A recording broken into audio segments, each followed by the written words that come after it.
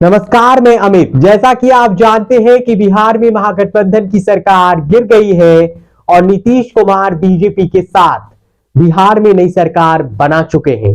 लेकिन इस वीडियो में बात करते हैं कि बिहार में नीतीश कुमार पर कैसे बीजेपी हावी रहेगी और नीतीश कुमार को भी आसान नहीं होगा एनडीए की इस सरकार को चलाना और जातीय समीकरण का ख्याल कैसे रखा गया है।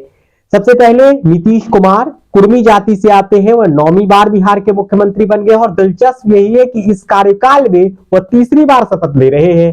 यानी 536 दिन जो महागठबंधन की सरकार चली वे टूट गई है। पिछली बार जब महागठबंधन की सरकार बनी थी तब 578 दिन चली थी, ये केवल 536 दिन चल पाई और गिर गई और नीतीश कुमार फिर एनडीए की तरफ लौट आए और बीजेपी के सहयोग से सीएम बन गए। जेडीयू से दूसरे मंत्री बने हैं विजय कुमार चौधरी, समस्तीपुर के सराय रंजन से विधायक है और भूमिहार जाति से आते हैं। तीसरे मंत्री जेडीयू से है विजेंद्र प्रसाद यादव, सुपौल से विधायक है, यादव समाज से आते हैं, पिछली सरकार में ऊर्जा मंत्री थे। इसके अलावा श्रवण कुमार मंत्री बने हैं जेडीयू कोटे से, कुर्मी जाति से आते हैं और वे नालंदा से विधायक भी हैं, नालंदा डिस्ट्रिक्ट से, और उन्हें फिर से मंत्री बनाया गया है। पिछली सरकार में वो रूरल डेवलपमेंट मिनिस्टर थे। जबकि हिंदुस्तानी आवाम मोर्चा से संतोष सुमन बने हैं मंत्री, जो कि पिछली महागठबंधन सरकार में नीतीश सरकार में एससी एसटी मंत्री थे। बाद में उन्होंने इस्तीफा दे दिया था पद से। एमएलसी है, इसी साल अप्रैल में उनका कार्यकाल खत्म हो रहा है। निर्दलीय सुमित कुमार सिंह जो कि राजपूत जाति से आते, उन्हें फिर मंत्री बनाया गया है। तीसरी बार उन्होंने भी शपथ लिया है, क्योंकि सीएम ने ही तीसरी बार शपथ लिया है। वे पिछली सरकार में आईटी मिनिस्टर थे। जबकि बीजेपी से जो 3 लोग आज शपथ लिए उनमें कहार जाति से आने वाले प्रेम कुमार को बीजेपी ने मंत्री बनाया है। भूमिहार जाति से आने वाले विजय कुमार सिन्हा जो पूर्व में नेता प्रतिपक्ष रहे हैं और इसी विधानसभा के वो अध्यक्ष भी रहे थे इसी कार्यकाल के, इसी विधानसभा के जो कि टेन्योर चल रहा है, कार्यकाल चल रहा है। जबकि सम्राट चौधरी बीजेपी के प्रदेश अध्यक्ष नीतीश कुमार पर अब तक सबसे मुखर थे, उन्हें डिप्टी सीएम बनाया गया है। यानी नीतीश के 2 सबसे बड़े विरोधी जो 17 महीनों में नीतीश कुमार के खिलाफ लगातार बोलते रहे, लगातार उनकी नीतियों की आलोचना करते रहे, जो सम्राट चौधरी कहते थे किसी को कंधे पर बीजेपी नहीं बैठाएगी, आज नीतीश के कंधे पर ही बैठना पड़ा है। जबकि जो सम्राट चौधरी कहते थे कि नीतीश कुमार के साथ बीजेपी नहीं जाएगी, वे तो गए ही हैं। उन्होंने कहा था नीतीश कुमार को हटा दूंगा तो पगड़ी खोल लूंगा, आज पगड़ी भी वो बांधे नजर आए। यानी बीजेपी ने और जेडीयू ने कोशिश की है कि 36% जो ईबीसी वोटर्स है, यानी अति पिछड़ा वोटर्स है, उसे कुर्मी कोयरी यानी लवकुश का समीकरण बीजेपी ने साधा है।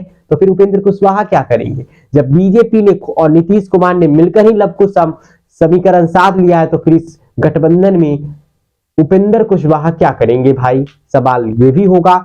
वैसे बीजेपी ने 36% ओबीसी वोटर और 10% सवर्ण वोटर को साध कर और दलित वोटरों को साध कर करीब 50-60% वोटर्स को सीधा संदेश दिया है।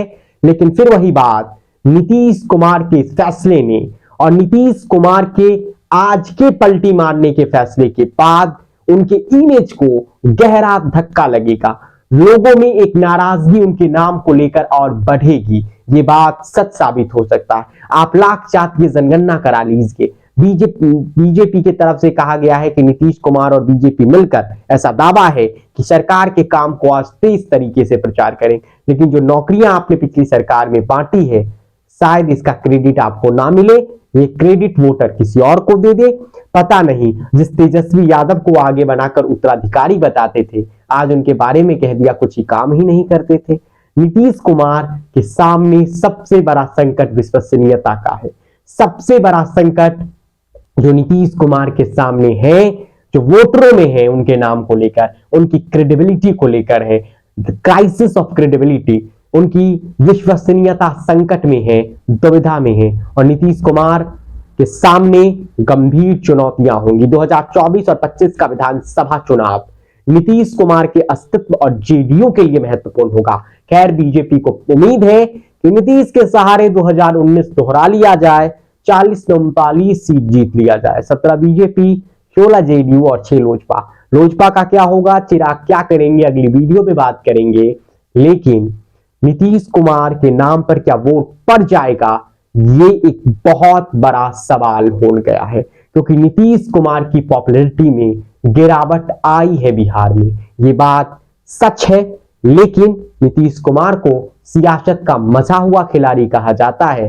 वे हर बारात के दुल्हा तो वही बनते हैं, बस बारात बदलते रहते हैं। यानी नीतीश कुमार 9वीं बार बिहार के सियासी दुल्हा बन गए हैं, यानी चीफ मिनिस्टर बन गए।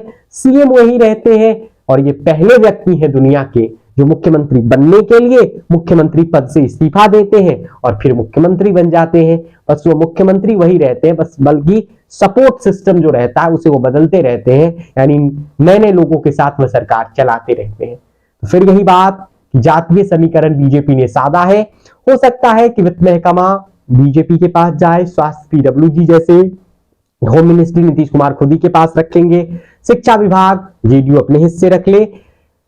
ये सब आने वाले दिनों में पता चलेगा। जल्द एक मंत्रिमंडल विस्तार होगा। इस सरकार को जो है ट्रस्ट वोट से गुजरना भी पड़ेगा। लेकिन सवाल यही कि ये फैसला बीजेपी को घाटा पहुंचाएगा या फायदा पहुंचाएगा, ये 24 का नतीजा बताएगा कि आरजेडी के लिए यहां से राहें और कठिन हो जाएंगी या फिर तेजस्वी यादव कुछ खास कमाल दिखा पाएंगे, वोटरों का दिल जीत पाएंगे। और इसके लिए एक ही उपाय उनके पास बचता है कि वह बिहार भ्रमण पर निकले, वह बिहार की खोज करें, जैसा कि राहुल गांधी इन दिनों भारत खोज के जरिए, भारत यात्राओं के जरिए वो भारत खोजने को निकलने हैं, एक नई तरीके से भारत को समझने की कोशिश कर रहे हैं। तेजस्वी यादव के सामने अच्छा मौका होगा कि वे